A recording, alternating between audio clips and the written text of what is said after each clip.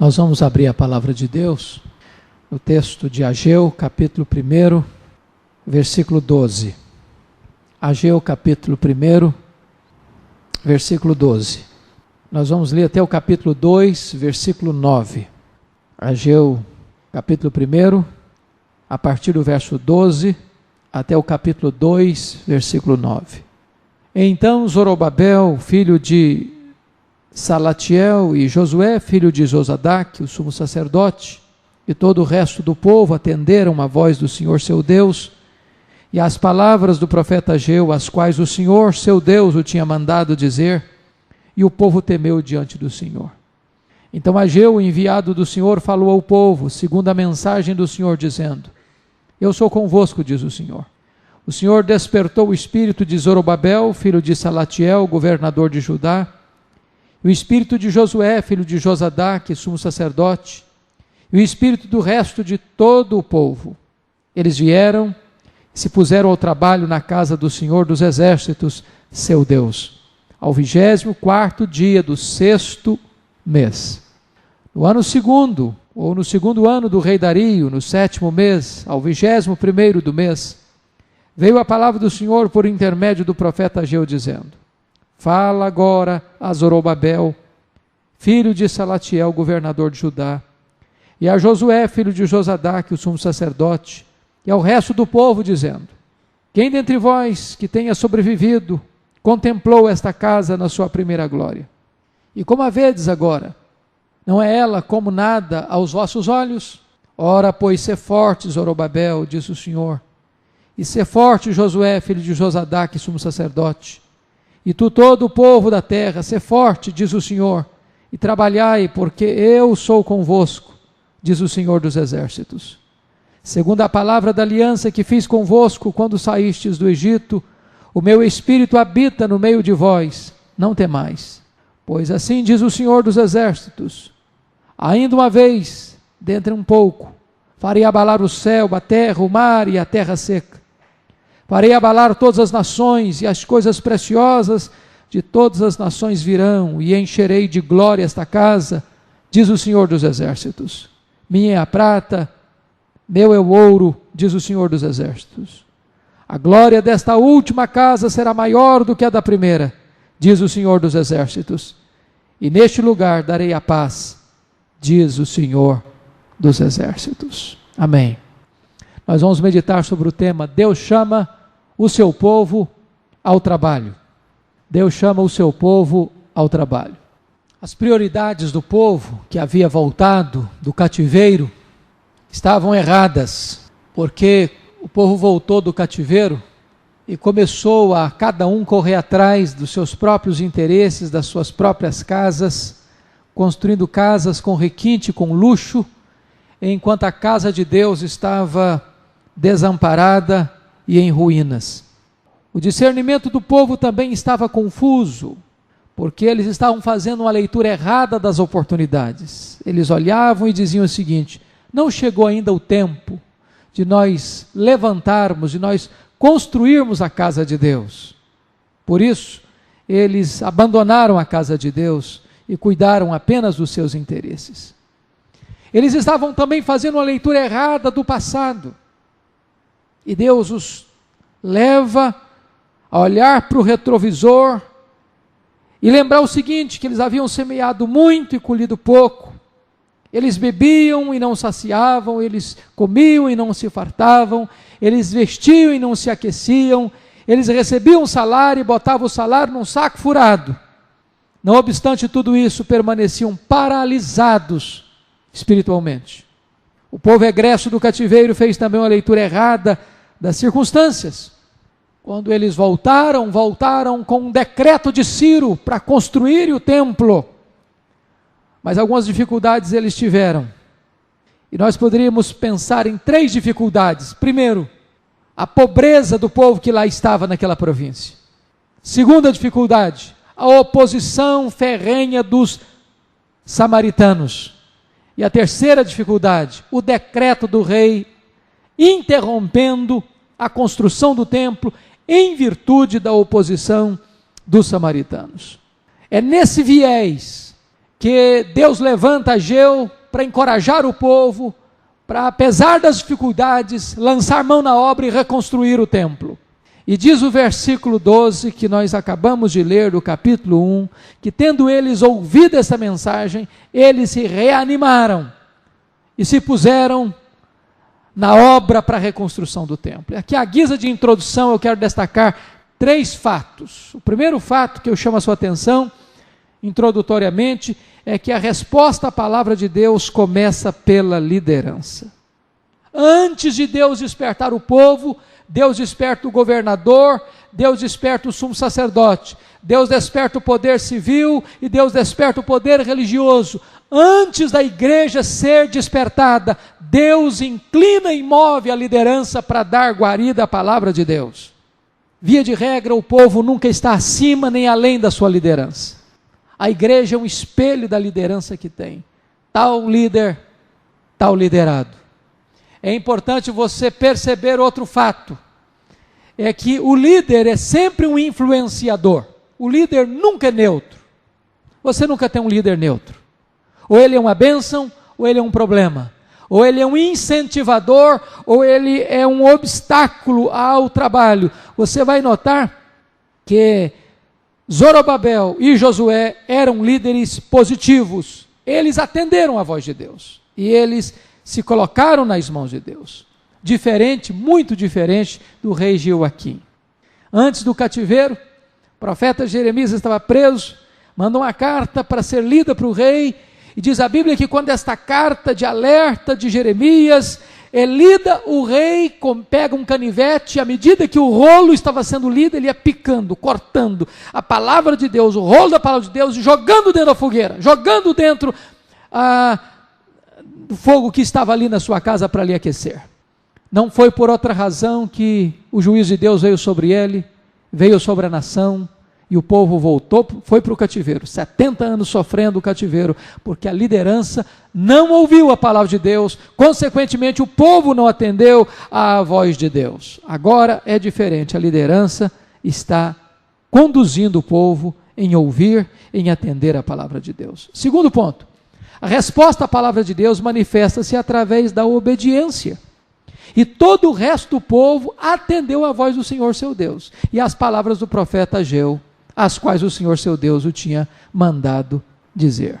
Quando a liderança obedece, os liderados seguem seus passos.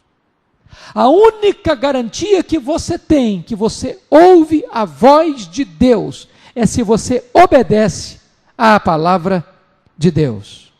Não há aqui nenhuma exigência mística, não há aqui nenhum sacrifício oferecido, há aqui uma disposição de obedecer o que Deus mandou. Aliás, Samuel já tinha dito isso na época de Saul, que tinha desobedecido a Deus fazendo sacrifícios, que o povo queria que ele fizesse, como ele não era sacerdote, um rei não podia fazê-lo. Então diz a Escritura que Deus disse assim: tem porventura o Senhor tanto prazer em holocaustos e sacrifícios, como em que se obedeça à voz do Senhor? Eis que o obedecer é melhor do que o sacrificar, e o atender do que a gordura de carneiros. O que me impressiona aqui é que quando o povo escuta a pregação, o povo obedece à pregação. Uma mensagem que não tem retorno, que não tem reação, que não tem resposta de obediência, certamente seria uma mensagem inócua, ineficaz. O povo atende em obediência. Terceiro aspecto, a resposta à palavra de Deus passa pela reverência, porque o verso 12 diz: e o povo temeu diante do Senhor. O que levou aquele povo ao cativeiro? Falta de temor de Deus. O que levou aquele povo, ao voltar do cativeiro, cuidar da sua própria casa e deixar a casa de Deus em ruína? Falta de temor de Deus. Mas na medida em que soa a voz profética, outra vez, depois de mais de 70 anos, diz o texto que a resposta do povo foi temer a Deus. Temer a Deus. É maravilhoso isso, sabe por quê, irmãos? Quem teme a Deus não teme os homens. Eles tinham parado de construir o templo porque eles estavam temendo os samaritanos. Quando nós tiramos os nossos olhos de Deus, nós passamos a temer os homens, e quando nós tememos os homens, nós perdemos o temor de Deus. Mas quando nós voltamos a temer a Deus, nós não tememos mais os homens, não tememos mais as dificuldades, nós mudamos o foco do nosso temor, dos homens e das circunstâncias, para Deus. E quando você teme a Deus, você se torna ousado em fazer a obra de Deus, apesar das dificuldades. Dito isto, queridos irmãos, eu gostaria de lembrá-los de um ponto que é muito importante, que vai acontecer também nesse contexto, que está lá em Neemias capítulo 5, versículo 15, que Neemias diz o seguinte para o povo: olha, eu não explorei vocês como os outros governadores por causa do temor de Deus.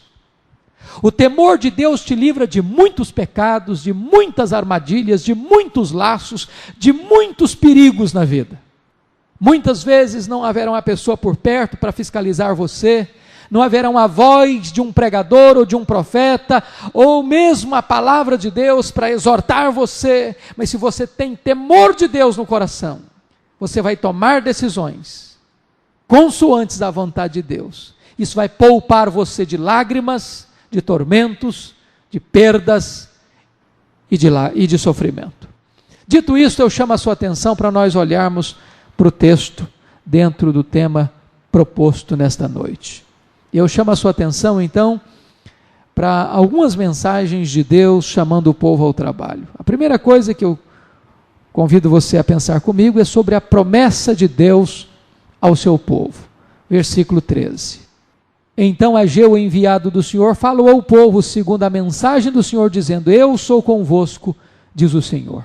E eu ressalto aqui duas verdades importantes. Primeiro, Deus fala ao povo por intermédio do seu profeta. Então Ageu, o enviado do Senhor, falou ao povo segundo a mensagem do Senhor. Note que Ageu é enviado. Ele fala ao povo não uma mensagem sua, mas ele fala ao povo a mensagem de Deus. O profeta não é a fonte da mensagem.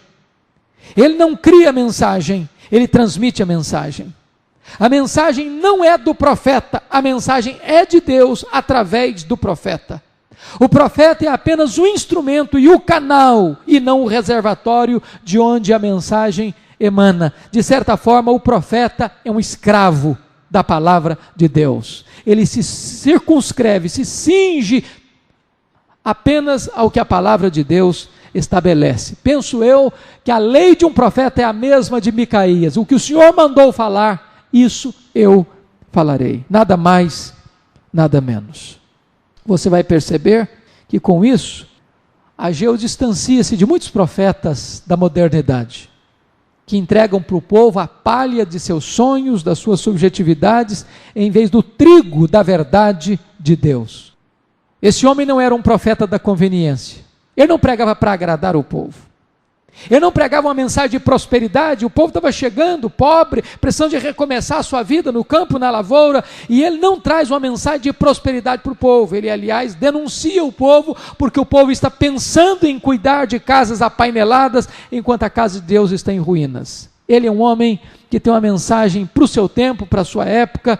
Na verdade, ele não é um homem que está acalmando a consciência adormecido do povo, mas é um homem que está acicatando a alma do povo com o aguilhão da verdade. Ele não prega amenidades, ele prega os absolutos de Deus. Ele não é um alfaiate do efêmero, ele é um escultor do eterno.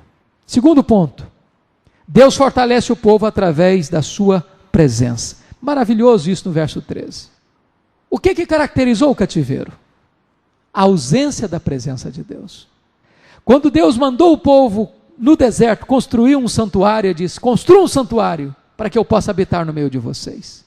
No dia que o santuário foi concluído, Deus entrou para esse santuário e passou a ser ali a habitação de Deus.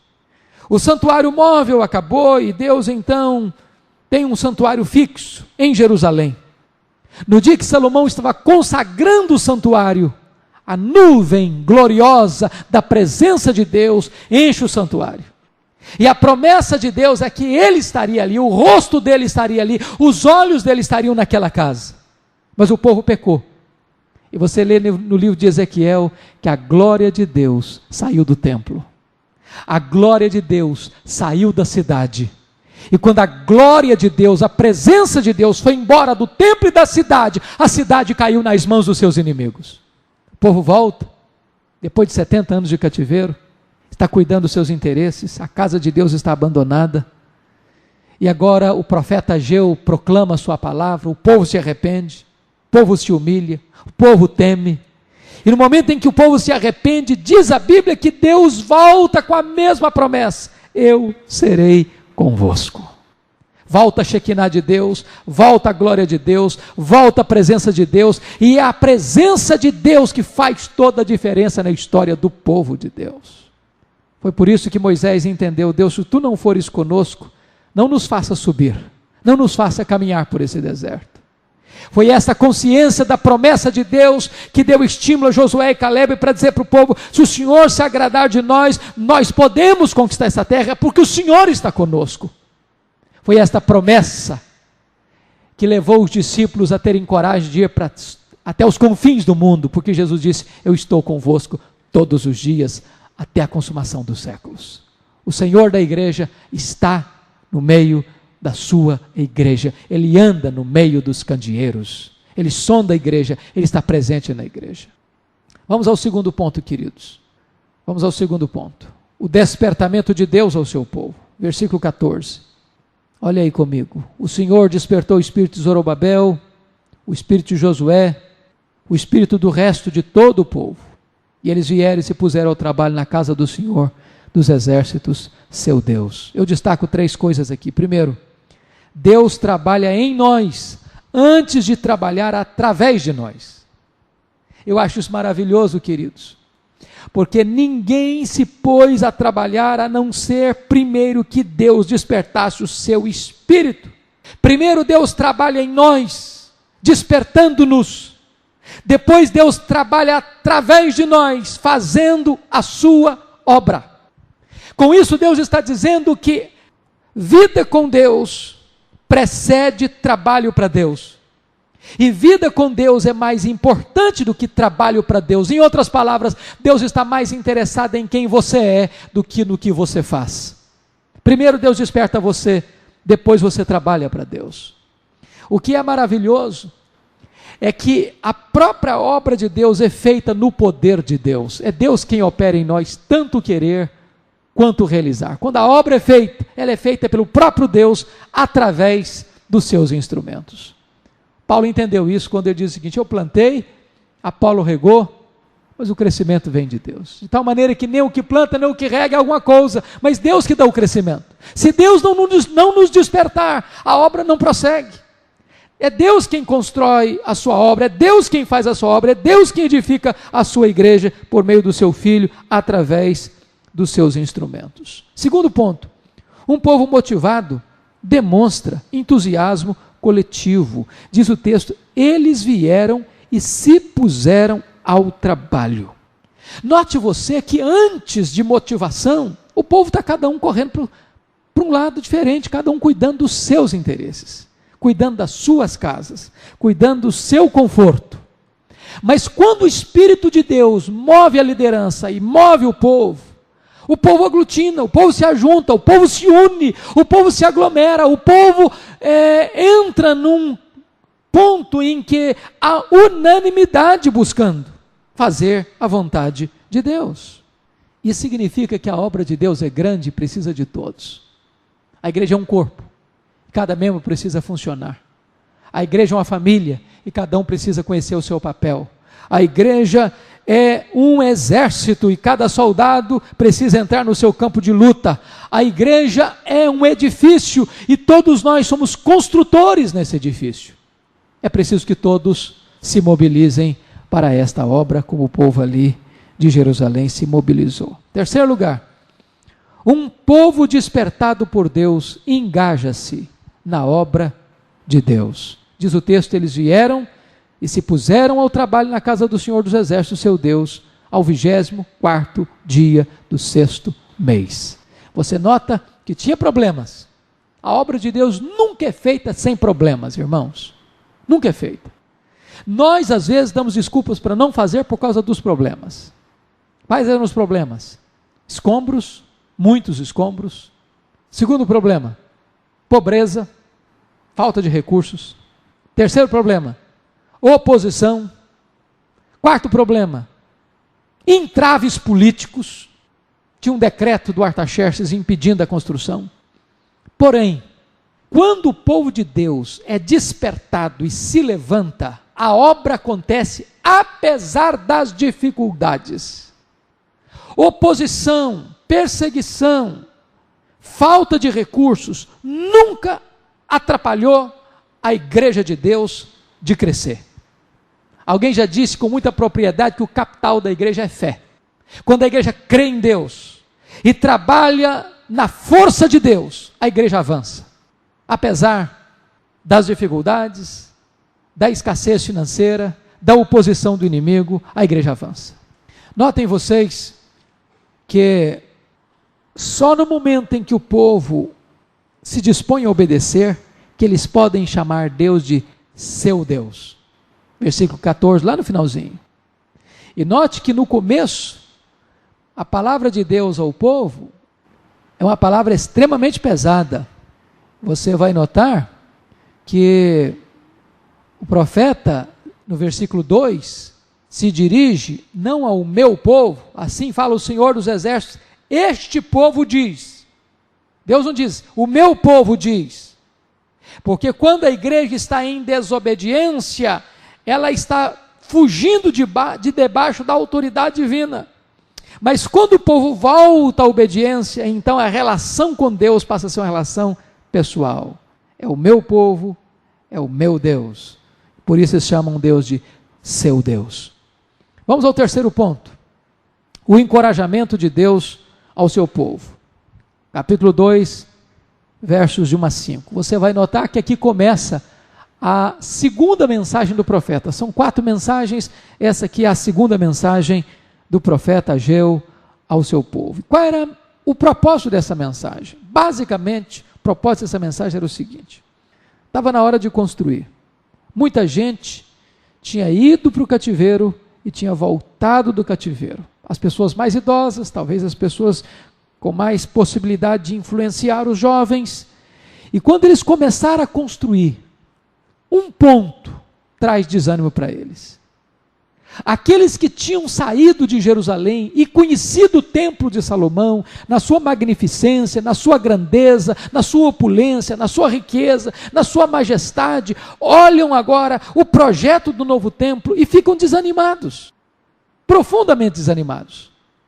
O grande problema é que eles, ao olharem o projeto tão simples, em relação ao templo de Salomão, eles começam a desencorajar os jovens. É por isso que então vem a segunda mensagem de encorajamento. E aqui eu chamo a sua atenção para alguns pontos extremamente importantes que o profeta levanta para encorajar aquela geração jovem e aqueles que já tinham conhecido o templo de Salomão.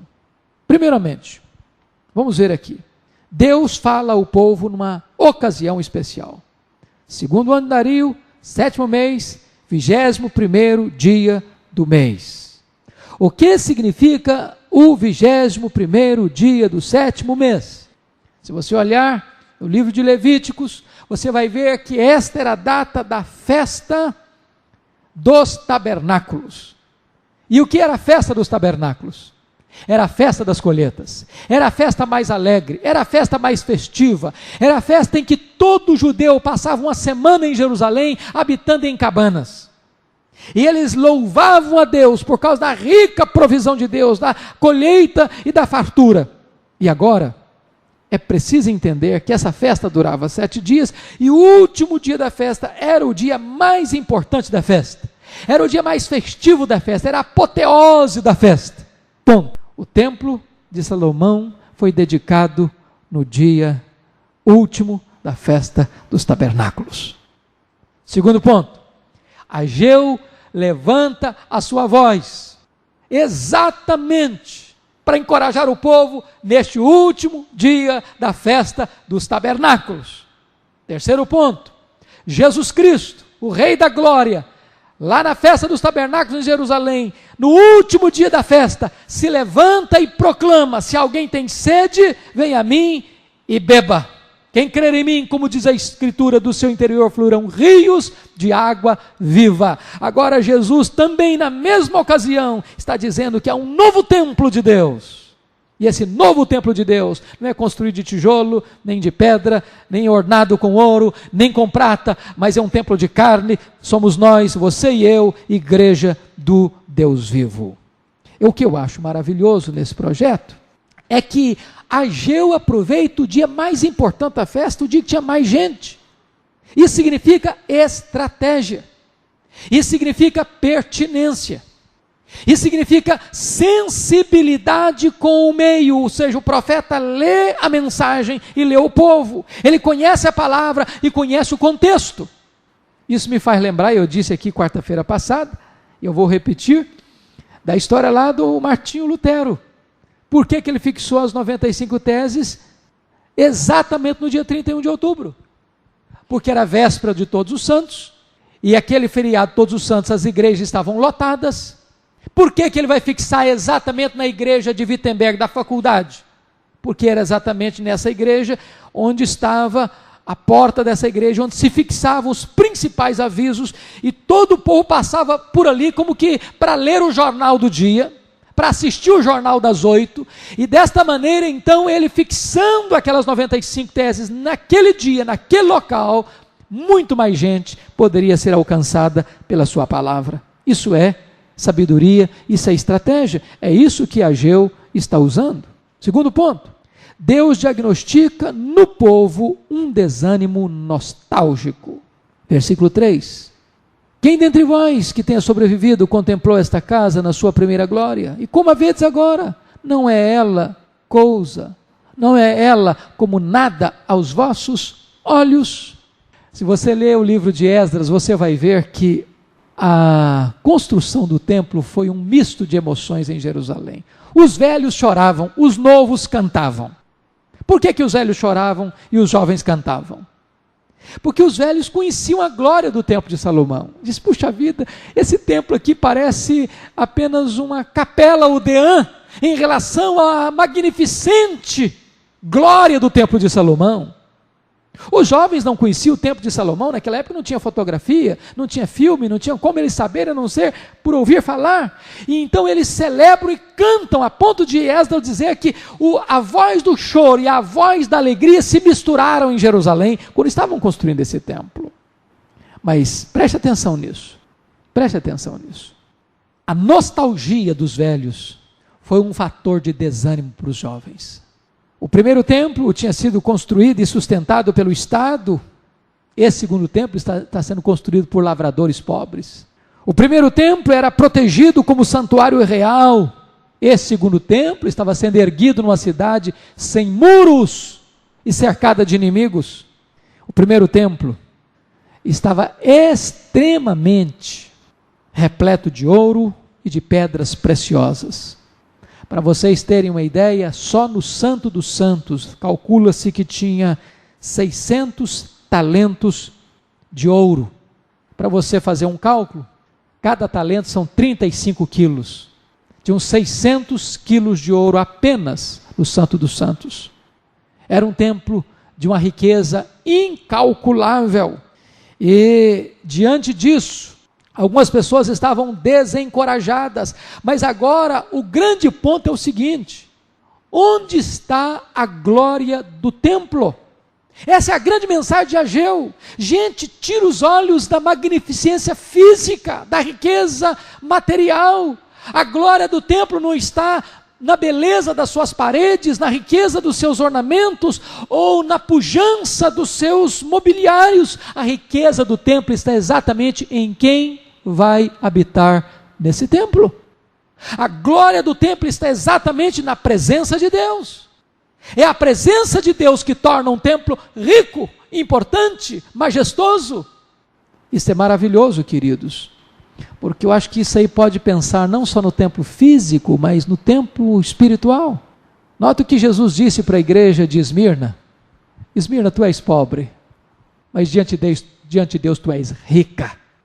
Olha o que Jesus disse para a igreja de Filadélfia: Filadélfia, tu tens pouca força, mas eu coloquei diante de ti uma porta aberta, e a porta que eu abro ninguém fecha, e a porta que eu fecho ninguém abre. Olha o que Jesus disse para a igreja de Laodiceia: tu és rica e abastada, e dizes, sou rica e abastada, não preciso de coisa alguma. E Jesus olha e diz, tu és pobre, miserável, cega, nua. Deus não vê como o homem vê. O que o profeta está dizendo é que a glória do templo não dependeria de sua forma externa. A glória é vista na própria presença de Deus. É Deus quem enche o seu templo com a sua glória. Terceira mensagem: Deus oferece ao povo um remédio eficaz. Versículos 4 e 5. Olha que coisa sublime está escrita aí, queridos. Ora, pois, ser forte, Zorobabel, ser forte, Josué, e tu, todo o povo da terra, ser forte, diz o Senhor, e trabalhai, porque eu sou convosco, diz o Senhor. Segundo a palavra da aliança que fiz convosco, quando saístes do Egito, o meu espírito habita no meio de vós, não temais. Amados, o remédio de Deus é eficaz, e Deus então oferece àquele povo alguns medicamentos maravilhosos. Vamos ver. Primeiro remédio de Deus, uma ordem encorajadora: ser forte, ser forte, ser forte. Você só pode dizer ser forte para alguém que está fraco, alguém que está desanimado, alguém que está olhando para a situação e diz, é maior do que as nossas forças, é maior do que as nossas possibilidades. Não faz sentido você dizer ser forte para quem já é forte. Por que que o profeta está exatamente dizendo estas palavras? Ser forte, ser forte, ser forte, trabalhai. Porque foram exatamente estas palavras, o profeta está puxando o fio da memória do povo, porque foram exatamente estas palavras: ser forte, faze a obra. Davi usou para encorajar o seu filho Salomão a construção do primeiro templo. Com uma diferença agora: lá tinha sido Davi que tinha encorajado o seu filho, agora é o próprio Deus que encoraja o povo. Ordem encorajadora. Segundo ponto, uma presença garantida, porque eu sou convosco. Amados irmãos, a presença de Deus, e só a presença de Deus, capacita você para terapeutizar, curar as suas angústias do passado. Só a presença de Deus ajuda você nos deveres, lutas, conflitos, angústias e tensões do presente. E só a presença de Deus torna você suficiente e capaz para os desafios do futuro. Se você não tiver ciência e consciência da presença de Deus, você não aguenta. Quando perguntaram para David Livingstone, um missionário que trabalhou na África, que foi atacado por um leão e teve o seu braço danificado, e ele ficou, de certa forma, aleijado daquele braço. O que é que move você a abandonar o conforto e vir para a selva, e passar a sua vida enterrado nessa floresta? Ele diz: o que me move é o senso da presença de Jesus comigo. Estou convosco todos os dias, até a consumação dos séculos. Se você tem consciência de que Jesus está com você, que Deus está com você, você é forte. Note o que o salmista diz no Salmo 23. Ainda que eu ande pelo vale da sombra da morte, não temerei mal nenhum. Por quê? Porque tu estás comigo. É a presença de Deus. É a consciência da presença de Deus. Terceiro fator, queridos. Terceiro remédio, uma aliança imutável. Versículo 5.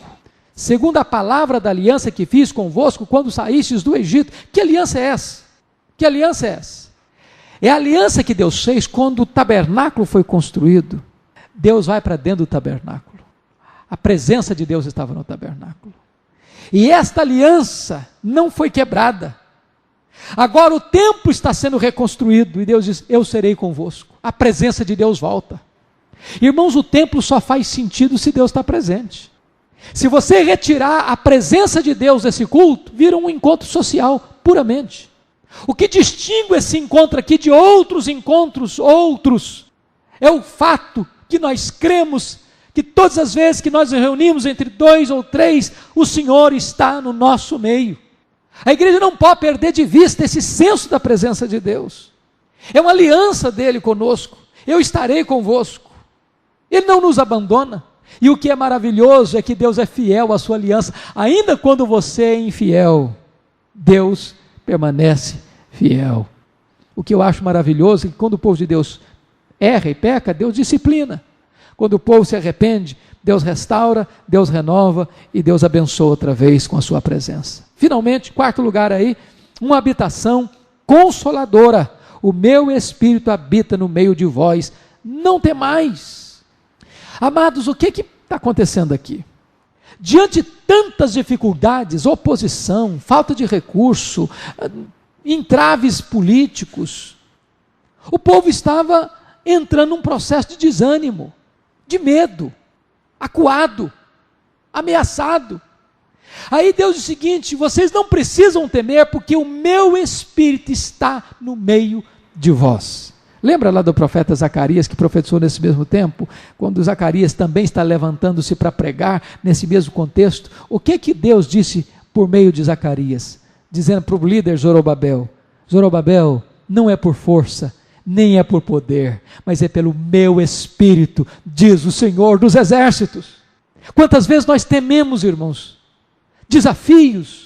Às vezes o trabalho é maior do que as forças, às vezes o investimento é maior do que os recursos, e a gente fica com medo. O que vai acontecer? Como é que vai ser? Como é que nós vamos sair dessa situação? E Deus volta e diz para o povo: esta obra não é por força, não é por poder, é pelo meu Espírito. É o Espírito que dá força à igreja para avançar, é o Espírito que conduz a igreja em triunfo. Note lá na igreja primitiva, os discípulos com medo, trancados no cenáculo, com medo dos judeus, o Espírito vem, reveste, capacita, dota aqueles homens, e eles saem, e nada os intimida mais, nem açoite, nem prisão, nem martírio, nem oposição. Eles agora são presos por falta de medo, não por causa do medo. Quando a igreja está cheia do Espírito Santo, ela não teme nada nem ninguém, ela avança na força de Deus. Amados, vamos ao quarto ponto. A vitória de Deus prometida ao seu povo, versículos 6 e 7, olha comigo por favor. Pois assim diz o Senhor dos Exércitos: ainda uma vez, dentro em pouco, farei abalar o céu, a terra, o mar e a terra seca, farei abalar todas as nações, e as coisas preciosas de todas as nações virão, e encherei de glória esta casa, diz o Senhor dos Exércitos. O que está acontecendo aqui? Deus está dizendo para o povo o seguinte: olha, tem entrave político, Artaxerxes lá baixou um decreto, aqui do lado de vocês os samaritanos estão criando dificuldades com vocês estão com um problema para todo lado. Preste atenção numa coisa: quem governa o mundo não é Artaxerxes, a vida de vocês não está nas mãos dos samaritanos. Quem governa o destino do povo de Deus é o Deus que está sentado no trono. Diz: em breve eu vou abalar as nações, em breve eu vou abalar os céus, em breve eu vou abalar a terra, em breve eu vou abalar o mar, em breve o universo inteiro vai saber que não há estabilidade política para ninguém. E se você notar, nos 5 séculos seguintes dessa profecia, o mundo entra em convulsão política. Já tinha caído a Babilônia, daqui a pouco vai cair o Império Medo-Persa, daqui a pouco vai cair o Império Grego, daqui a pouco também entra o Império Romano e também vai entrar em colapso. O único reino que não é abalado é o reino de Deus, é o reino de Cristo. Com isso o profeta está dizendo o seguinte: quem governa o mundo é Deus, quem dirige a igreja é Deus, a igreja não precisa ter medo. Quinto ponto, a provisão de Deus prometida ao seu povo, versículo 8. Minha é a prata, meu é o ouro, diz o Senhor dos Exércitos. Note o que está acontecendo.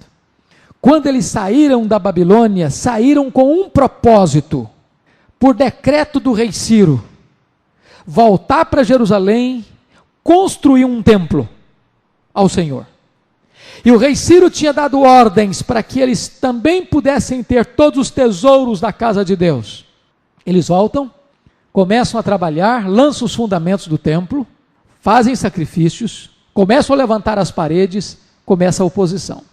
Os samaritanos mandam cartas para a Babilônia, o rei lê a carta, não conhecia muito bem agora o decreto de Dario, manda interromper a obra.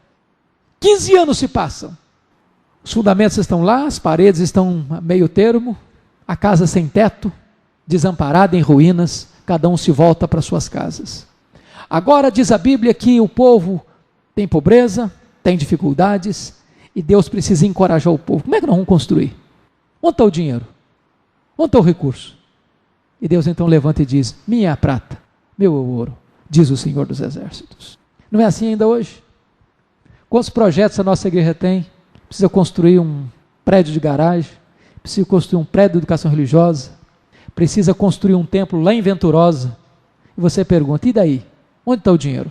O que o profeta está dizendo é o seguinte: Deus não tem problema financeiro. Os recursos que existem das nações, tudo é de Deus. Agora, momentaneamente, os homens estão dominando o dinheiro, mas Deus é o dono último de ouro, da prata, diz a Bíblia, dos animais, das fontes. Tudo que existe é de Deus. E Deus, no tempo dele, quando o povo confia nele, ele abre as portas para que os recursos de Deus venham para ser feitos, para fazer a obra de Deus. Alguém já disse que a obra de Deus, feita no tempo de Deus, da maneira de Deus, dentro da vontade de Deus, jamais faltará os recursos de Deus. Certa feita, um pastor que estava construindo um templo, chegou para a igreja num domingo de manhã, e muito alegre, disse: irmãos, eu tenho uma notícia maravilhosa para dar para vocês, e tem outra que vocês talvez não vão achar tão boa. Eu gostaria de saber qual notícia que vocês querem que eu dê primeiro. Aí o povo unanimemente diz: não, queremos que o senhor dê a notícia boa primeiro.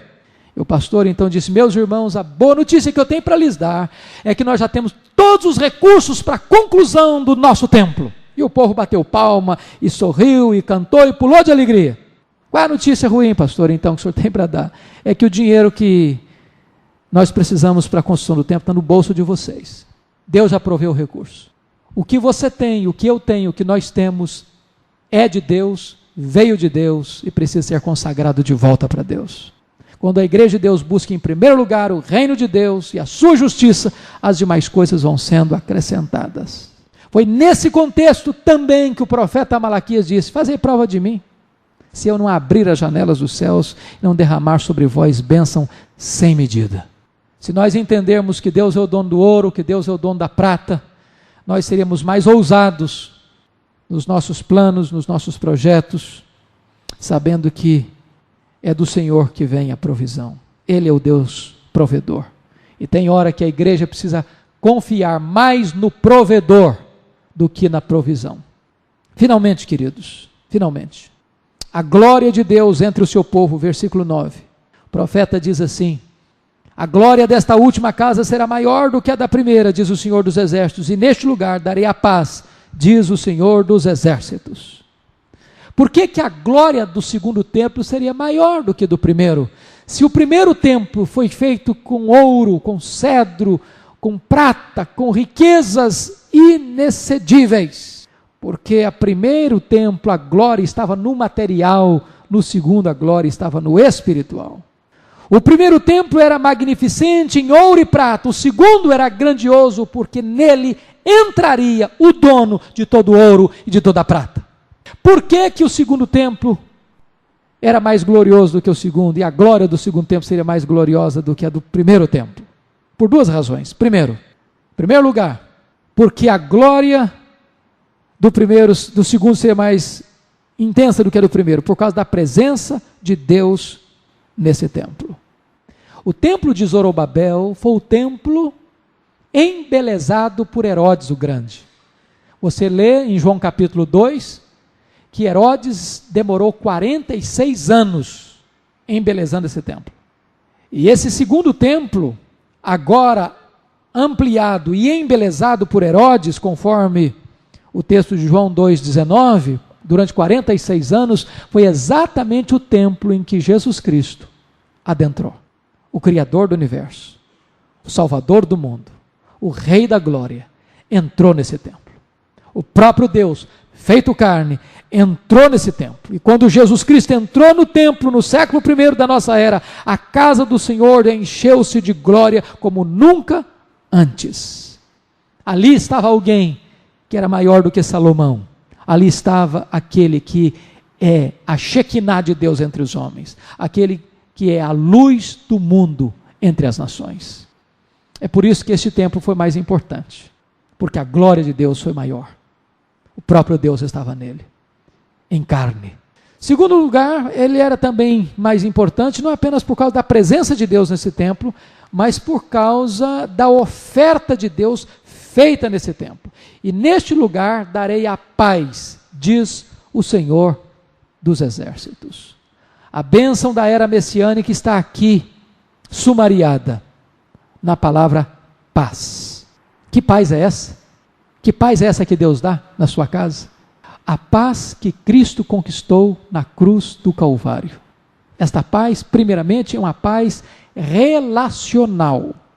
Justificados, pois, mediante a fé, temos paz com Deus, ou seja, nós somos reconciliados com Deus. Não tem barreira mais entre nós e Deus. Não tem nenhuma muralha entre nós e Deus. Esta paz foi feita, nós somos reconciliados com Deus. Nós temos paz com Deus. Mas mais, é uma paz experimental. Nós não temos apenas paz com Deus, nós temos a paz de Deus.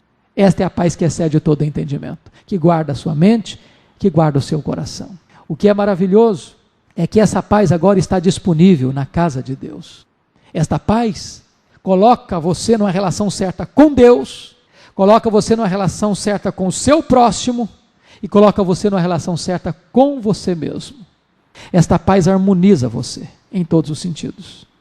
A palavra paz no hebraico é uma palavra fortíssima. Ela não representa apenas a ausência de conflito, nem apenas presença de coisas boas. Esta paz, ela implica em vida, em prosperidade, em comunhão com Deus, em alegria espiritual. É uma paz que abrange todas as áreas e todos os cantos e corredores da sua vida. Esta paz está disponível na casa de Deus, porque na casa de Deus está a palavra de Deus, está o evangelho de Deus, está o Filho de Deus, e diz a Bíblia que Ele é a nossa paz. Amados, preciso concordar com Charles Feinberg quando disse que Deus tem o melhor reservado para o futuro, porém, só o olho da fé pode discerni-lo. O melhor está pela frente. Quem crê, enxerga isso. Eu quero orar com você, quero convidar você para vir aqui à frente. Nós vamos agradecer a Deus, porque hoje o templo de Deus não é apenas esse de pedra e tijolo. O templo de Deus é você. O santuário de Deus não é este lugar que nós estamos reunidos. O santuário de Deus é você. E Deus habita no santuário, que é você. Você é a casa de Deus, você é a morada de Deus. E a Bíblia diz que nesse templo de Deus mora o Deus Pai, mora o Deus Filho, mora o Deus Espírito Santo. Não tem nada mais sublime do que isto, não tem nada mais solene do que isso. A glória desse templo é imensa, porque a Bíblia diz que Deus veio fazer morada em você, Deus veio habitar em você. A glória desse templo é inexcedível, porque agora você pode transbordar da presença desse Deus. Ele é o Rei da glória, que nem os céus dos céus podem contê-lo, mas Ele habita em você. Senhor Deus, aqui está o teu povo, a tua igreja, templo da tua habitação. Senhor Deus, no passado, o templo era de tijolo, de pedra, coberto de ouro, de prata. Hoje, Senhor, ainda construímos casas físicas e materiais, mas a tua palavra diz que nós somos o templo da tua habitação. Nós somos o santuário da tua morada, e tu estás edificando esta casa, Senhor, onde te deleitas em habitar e morar. Muito obrigado pela mensagem do profeta Ageu, de encorajamento para o trabalho. Não permita, Senhor, que a semelhança daquele povo, fiquemos com as mãos descaídas, voltando apenas às nossas lides, deixando a tua casa desamparada. Dá-nos graça para ouvirmos a tua voz e atendermos a tua voz. Dá-nos graça, meu Deus, para sermos fortes, diligentes e trabalharmos com todo o esforço, com todo o empenho, com todo o vigor da nossa alma. Dá-nos a bênção, Senhor, de recordarmos que tu estás conosco, que a tua aliança conosco não foi quebrada, que o teu Espírito está entre nós e dentro de nós. Dá-nos a alegria de saber, Senhor, que tu habitas conosco, e a tua presença enche a nossa vida com a tua glória. Bendito é o teu nome, Senhor. Nós te louvamos porque tu és o Rei das nações, porque para ti não há impossíveis, não há falta de recursos, porque tu és o dono do ouro e da prata. Para ti não há impedimento, seja político, seja econômico, porque tu és o Deus que faz abalar as nações, mas o teu reino é um reino inabalável. Louvado seja o teu nome. Obrigado por estarmos reunidos nesta noite na tua casa. Obrigado porque tu és o nosso Deus, o nosso Pai, nós somos o teu povo. Agora, Senhor, nós queremos apresentar a ti a vida do irmão Daemir, que está hospitalizado. Nós queremos apresentar a ti o Jackson, sobrinho da Soli, que está num outro país, hospitalizado. Nós queremos apresentar a ti os demais enfermos desta igreja, as famílias aqui representadas nesta noite, as lutas, as provas, as dificuldades que cada um aqui enfrenta. Que o mesmo encorajamento que o povo recebeu há 2.500 anos, possamos receber nesta noite. Porque o mesmo Deus daquele povo é o nosso Deus, o Deus único, o Deus vivo e verdadeiro. Fortalece a nossa fé, enche o nosso peito de esperança, adestra as nossas mãos para o teu trabalho, e levanta a tua igreja, para que nenhum membro desta igreja, Senhor, se ausente dos desafios que tu tens para nós nesses dias. É a nossa súplica e a nossa oração, em nome do Senhor Jesus. Amém.